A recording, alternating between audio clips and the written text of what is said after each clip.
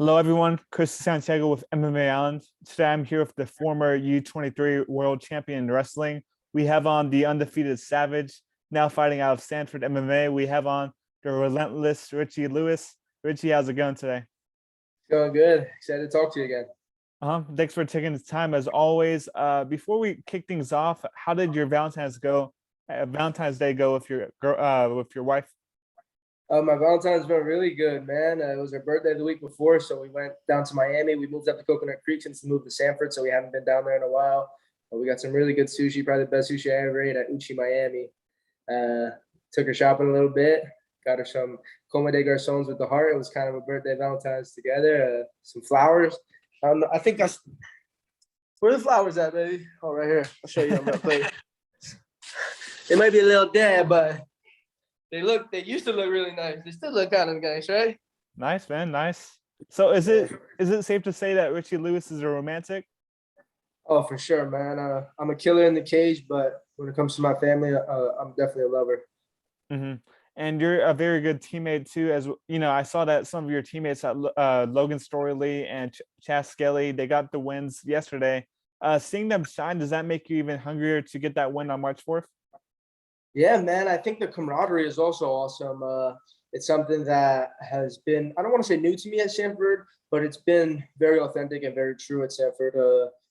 It's a real team, and it makes me feel like I'm back at Iowa Central again, competing for a national title, and that camaraderie is making me better, I feel like, and it's making the team better. And it's just really amazing to be a part of that and have that feeling because it feels very authentic, you know? Mm-hmm. For you, like, what made you want to make the decision to leave the Goat Shed and go to the great gym over at Sanford? So my coach left, Dieter Navarro. He's my striking coach. He was leaving, so I decided to leave as well. A couple of the guys left before me. I stayed for about a month or two because I was kind of making my decision. I looked at the format of kind of my pros and my cons. It was a month to 2 month decision, and I realized that Dieter really got me to where I am, and getting that new feel with these guys at a higher level is going to allow me to compete at a higher level and get better faster. So it was kind of an easy change for me, and the transition was really easy. Mm-hmm. So with the Goat Shed, like, I know that you grew close with that team, but was there, like, did you leave it on good terms? What did you say? Yeah, I think that I left on good terms for sure. I think there is a little bit of traction, a little bit of uneasiness, but I think I've been friends with Awesome for a very long time, who owns the Goat Shed. I think that I was friends with these guys for 2-3 years, even before I started fighting. So I think that with due time, our friendship will blossom again, and all feelings will subside. Mm-hmm. That's very good to hear. And I think you were supposed to fight 1 or 2 weeks ago. Can you tell me what happened? Like, what was the fallout there? Oh, so first I was supposed to fight a guy named Jeremy Henry, and then he backed out, and then I got a new opponent, and then I guess there was a contract issue with the hotel that we were competing at, that we normally compete at. They changed it to Florida Memorial, and I don't think they really wanted that venue. They got an option to do it at a nicer venue at Hyatt Regency. So I think the only date available was March 4th, was the closest date. So they switched it over. Mm-hmm. How hard is it to, like, find your opponents on the regional scene? Obviously, not everybody wants to fight you. Hey, I wouldn't want to fight you either. You know, you have the wrestling credentials. I don't want you to take me down. But how hard has it been for you to find somebody on the regional scene? I think it's hard to find development fights. As you can see, the first guy that I fought, yeah, he wasn't a complete stud, but between amateur kickboxing and MMA, he's had over 20 fights. And then he had 4 or 5 professional fights. My second fight, the guy was 6-0, 7-0 between amateur and pro. So it's going to be hard to get my development fights in. So at this point, I feel like I'm at a stage where I could fight anybody. I'm more focused on cage time. So we're really just gonna fight whoever they put in front of me. Mm-hmm. And Jason Russell's the next guy that they're gonna put in front of you. What do you think of what do you think of him as an opponent? And how do you see this fight going? I think this is gonna be my first fight where I'm just going in there for cage time, for experience. I'm looking for a quick turnaround. I'm gonna fight on the next Titan card. I'm gonna knock this dude out inside the first, collect the check, and stay in camp. Mm-hmm. Mm-hmm. And then how long? So when is the next time card after this one? I think they're doing it every 5 weeks. So if it's March 4th, January, March, April, should be around the second week of April. Gotcha. Then you're with this next opponent. I don't think you guys are trash talking back and forth like the last two, but is it kind of like a little bit better for you not to focus on the trash talk and stuff like that? Like, or do you kind of drive off of that pressure? I really like that pressure. And I think that before my development now, where I feel like I'm ready for the UFC right now. Right. So Wow. I feel like I just want to get the cage time. And before this, I wasn't ready for the UFC. I was kind of still figuring things out on the feet, still figuring control to striking on the ground, and kind of figuring out what kind of fighter I'm going to be, my style, right? I've only had 2 fights ever. So the nerves were different, the emotions were different, the crowd was different, the buildup was different than I'm used to in wrestling, right? I've competed my whole life, but now I'm more comfortable. So I'm looking forward to going in there this time with a different mind, not only just different abilities. I'm ready to fully experience it without my nerves causing me to react. You're going to start seeing the real Richie Lewis from here out, and I'm really just excited to show it. Mm-hmm. And you made some waves in your last fight. I feel like your finish kind of went viral all over the internet. It kind of gave me like Habib Conor vibes. You like dominated this guy in the finish. What can you say about that highlight reel? Man, I that win right there defines Richie Lewis, and it defines who I'm going to be throughout my career. Of course, I'm going to be technical. Of course, I'm going to be tactical. But when I need to, I'm going to be a dog. And if you're going to talk shit to me, you better be ready to back it up, because I talk a little bit of trash, but it's more funny trash, not like, oh, fuck you and whatnot. It's more funny. And if you're going to talk against me, I'm gonna smile and tell you, okay, you better be ready to really fight then. You better be ready to die if you're really going to go up against me. So I think I proved that in my last fight. And I think that last fight was a confirmation to what everyone else is thinking, because people see fighters transition or wrestlers transition or boxers transition. They're like, okay, but we'll see how we do with MMA. We'll see. Oh, is he a tough kid? Can he take a punch? Can he go for 5 minutes and 3 rounds, et cetera, et cetera. And I've just proven who I am to the world. And I think people are starting to notice. In the beginning, it was Paradigm who noticed. And obviously Jerry was the first one to notice. And then Titan is now noticing when they signed me. And now Sanford and these big time fighters are starting to notice. And my name's starting to get out there, and I'm proving it each and every day in practice, and each and every day when I compete. Mm-hmm. Sanford MMA is one of the best gyms in the world. And, like you said, these high level guys are starting to take notice of you.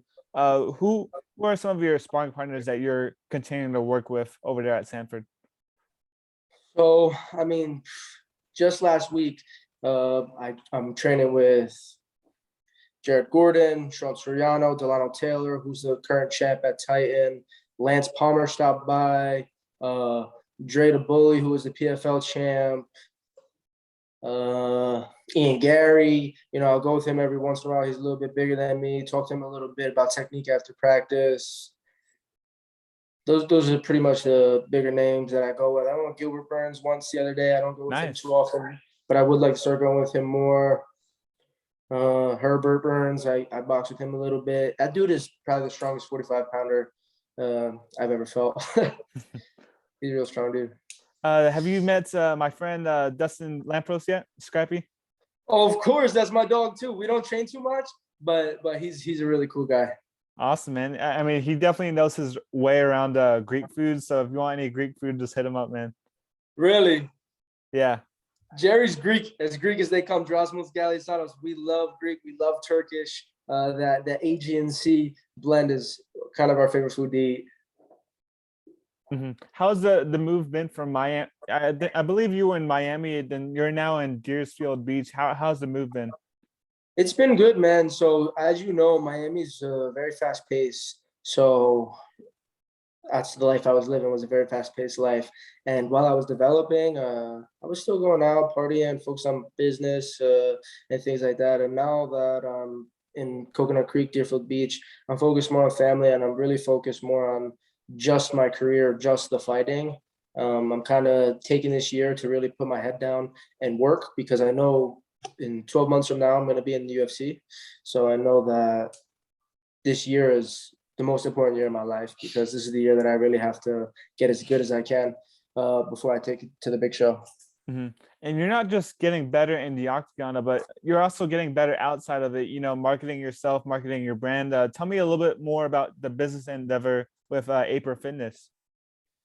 Yeah, so me and my business partner, Jerry, we own a couple of different companies. We do some investing. We want to build into a capital venture. So we want to do like venture capital and invest in different companies and consult with different companies. We do basically 360 business consulting for ourselves and for other companies with like a specific in tech and media.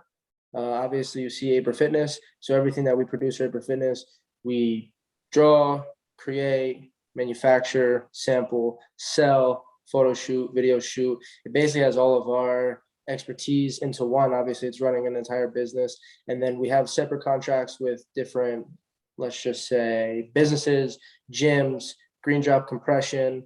They're a compression company for your elbows, your knees, your sleeves, pending. We do all the media for them. We do media for gyms, lifting gyms. We do paid advertising, and we're actually releasing a pretty big NFT project coming up soon. Nice.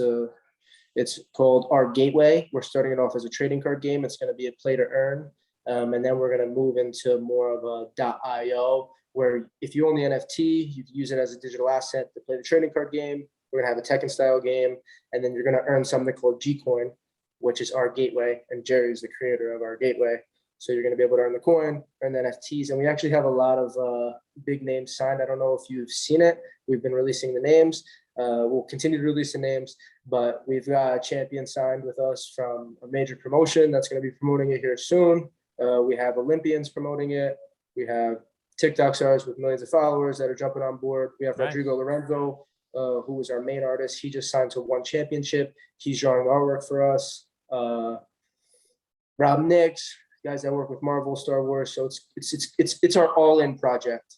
It's the project where we've leveraged every connection that we've made along the way, and we really look forward to sharing it. Mm-hmm. What do you think about this new UFC NFT deal? Like, where let's say Richie Lewis gets a knockout in his UFC debut, and you get some revenue from that. Like, what do you think about this new NFT idea? Man, I think it's awesome. I think it's a way to capture the moment. The way that the UFC is doing it, I think we'll do it a lot better than NBA Top Shot, where it kind of fizzled out. I think Dana White is a genius in marketing, and I think he knows how to make money. And I think he wants to pay the fighters more, but he also owes it to his investors and his stockholders, right? Essentially, for Endeavor to make as much revenue as possible, right? That's his job. And I think he's looking for ways to make fighters more revenue. And I think that this is one of his ways of doing it. And I also think it's great for marketing the fighter. Mm-hmm.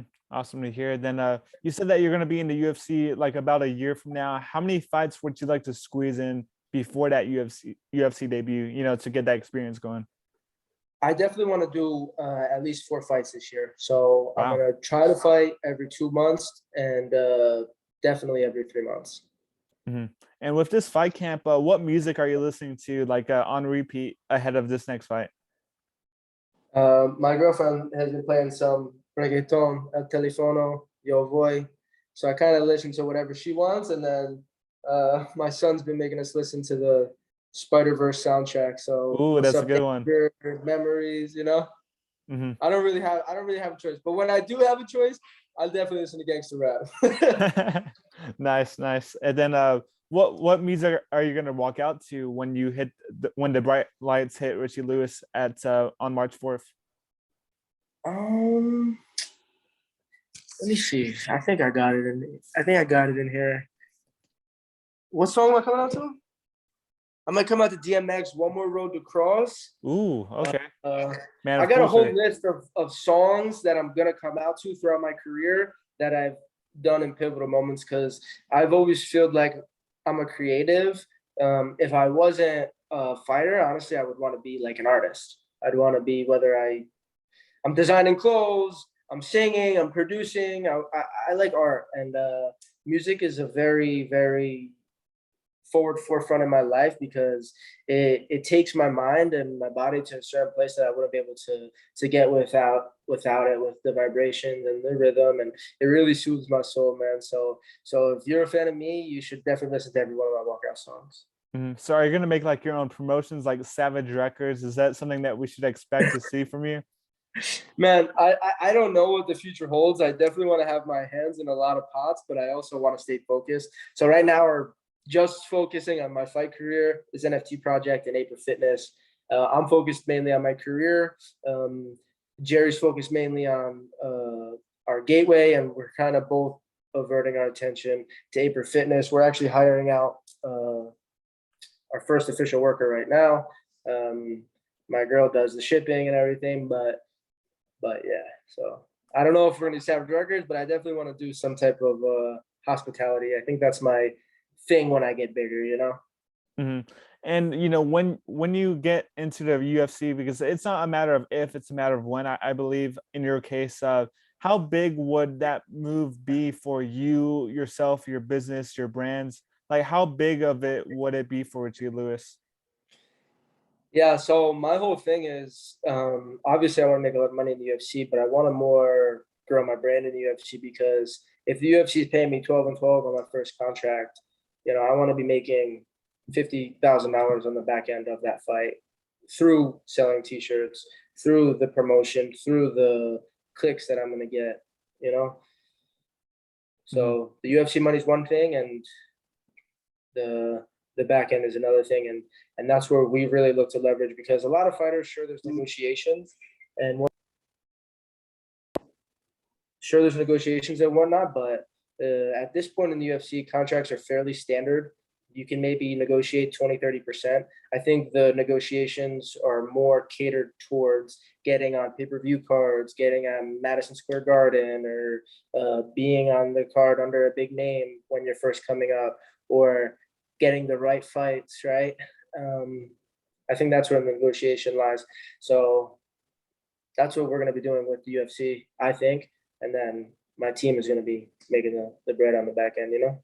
hmm And I believe the UFC had a unique opportunity for the regional scene. They had the Full Send Fighter, which took place a couple weeks ago with the Looking for a Fight. Was there any interest on your side to maybe compete at the event? No, I don't think so.